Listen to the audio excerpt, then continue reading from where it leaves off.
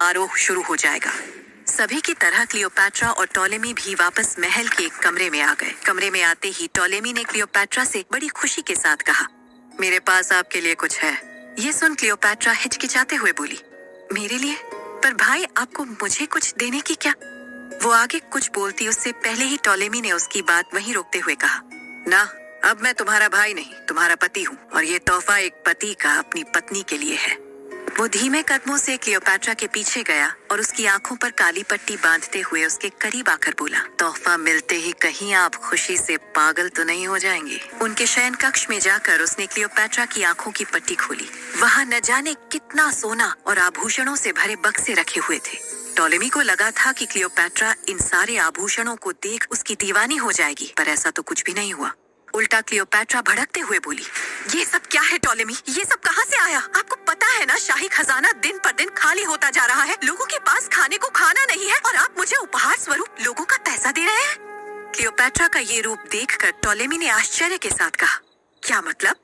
अब आप कोई आम राजकुमारी नहीं, बल्कि मेरी यानी टॉलेमी की पत्नी है। इससे ज्यादा किसी लड़की को और क्या चाहिए हो सकता है? और ये लोगों के पैसे नहीं, ये हमारे पैसे हैं, एक राजा के पैसे। हम ही तो हैं इनके अन्नदाता। क्लियोपैट्रा उसकी इस बात पर हैरान रह गई। वो बोली, इससे ज्यादा? मुझे इनमें से कुछ भी नहीं चाहिए। किसी लड़की को संवरने के लिए सिर्फ आभूषण नहीं, बल्कि एक बहादुर और दानवीर पति चाहिए होता है। आप मेरी बहादुरी पर शक कर रही हैं? आप नहीं जानती कि मैंने हमारे पिता का बदला लिया है।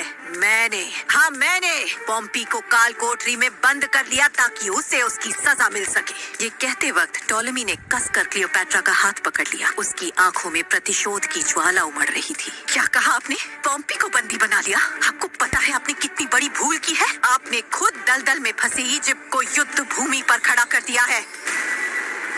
उसी वक्त अजीजा क्लियोपैट्रा को कुछ बताने के लिए उसके पास उस कमरे में आ गई, जिन्हें देख टॉलेमी ने क्लियोपैट्रा का हाथ छोड़ दिया। वहाँ की गर्मी देख अजीजा चुपचाप बिना कुछ बोले क्लियोपैट्रा को राज्याभिषेक से पहले तैयार करने के लिए ले गई। राजगद्दी के पास सभा में एक बार फिर लोगों की भीड़ इकट्ठा थी। मुहूर्त अनुसार राज्याभिषेक का कार्यक्रम शुरू हो चुका था। क्लियोपैट्रा और टॉलेमी दोनों को पवित्र नील नदी की शपथ दिलवाई गई कि आज से वो जो भी करेंगे निस्वार्थ मिस्र और उसकी जनता के हित के लिए करेंगे। इस शपथ के साथ महल में चारों तरफ ढोल बजने लगे। महायाजक ने उन्हें राजगद्दी पर बैठने को कहा। लोगों की खुशी का ठिकाना नहीं था। सभा के एक कोने में खड़ी अधीर अजीजा की आंखों में यूं तो खुशी के आंसू थे। जिस नन्ही सी क्लियोपैट्रा को वो हमेशा अपने गले से लगाकर रखती थी, वो आज मिस्र का राजपाट संभालने जा रही थी। पर दूसरी तरफ मन में अपनी बेटी को कुछ जरूरी बात बताने की बेचैनी और बेसब्री भी थी। क्लियोपैट्रा की बहन आर्सेनोए के चेहरे पर भी खुशी थी। वो भी लोगों के साथ तालियां बजा रही थी। एक एक कर टॉलेमी और क्लियोपैट्रा को शाही ताज पहनाना शुरू किया गया। क्लियोपैट्रा की बारी आई। उसने सम्मान स्वरूप महायाजक के सामने जैसे ही ताज के लिए अपना सर आगे किया, एक बूढ़ा वैद्य हांफते हुए टॉलेमी के पास गया और उनसे कुछ ऐसा कहा जिससे टॉलेमी के चेहरे का रंग ही उड़ गया। टॉलेमी ने अचानक क्लियोपैट्रा की ओर उंगली दिखाते हुए आंखों में गुस्सा लिए चिल्लाकर कहा, सिपाहियों, कैद कर लो इस गद्दार को। ये सुनकर वहाँ सभी चौंक कर खड़े हो गए। इतने में सभा में खड़े सिपाही फौरन वहाँ आए और क्लियोपैट्रा को बंदी बना लिया। मुझे क्यों गिरफ्तार किया जा रहा है? ये सब क्या हो रहा है टॉलेमी? क्लियोपैट्रा सिपाहियों के चंगुल से खुद को छुड़ाने की कोशिश करते हुए बोली। टॉलेमी ने जवाब में सभा के बीच आकर क्लियोपैट्रा की तरफ देखते हुए कहा, हमारे बीच एक गद्दार है जिसने न तो सिर्फ एक परिवार को धोखा दिया, बल्कि इस पूरे राज्य के लोकप्रिय महाराज को मौत के घाट उतार दिया। ये सुनते ही लोगों में हड़कंप मच गया। क्लियोपैट्रा खुद इस बात पर यकीन नहीं कर पा रही थी कि उसका छोटा भाई, उसका पति, उस पर इतना घिनौना इल्जाम भला कैसे लगा सकता था। ये आप क्या कह रहे हैं टॉलेमी? आप अच्छी तरह से जानते हैं मैंने ऐसा कुछ भी नहीं किया। भला मैं ऐसा कैसे कर सकती हूँ? मैं तो खुद पिताजी के लिए। तभी सभा में से किसी की आवाज आई, इसका क्या सबूत है कि राजकुमारी क्लियोपैट्रा ही महाराज की मौत की जिम्मेदार है? टॉलेमी ने पोथाइनस के हाथ से एक शीशी ली और सबके सामने उसे ऊपर उठाते हुए कहा, ध्यान से देखिए इस शीशी को। ये शीशी क्लियोपैट्रा के चंद्र कक्ष से मिली है। इस शीशी में वो जहर है जिससे मिस्र के महाराजा यानी मेरे पिता की हत्या हुई, और वो जहर किसी और का नहीं बल्कि क्लियोपैट्रा के सफेद सांप का है। ये सुन सभी क्रोध से क्लियोपैट्रा की ओर देखने लगे। पूरी सभा की शक की निगाहों को अपनी ओर देख क्लियोपैट्रा का दिल टूट गया। उसकी तर्क करने की क्षमता कुछ पल के लिए कहीं खोसी गई थी। तभी टॉलेमी ने ऐलान किया, यहाँ का महाराज होने के नाते मैं न्याय के तौर को मौत की सजा सुनाता हूँ।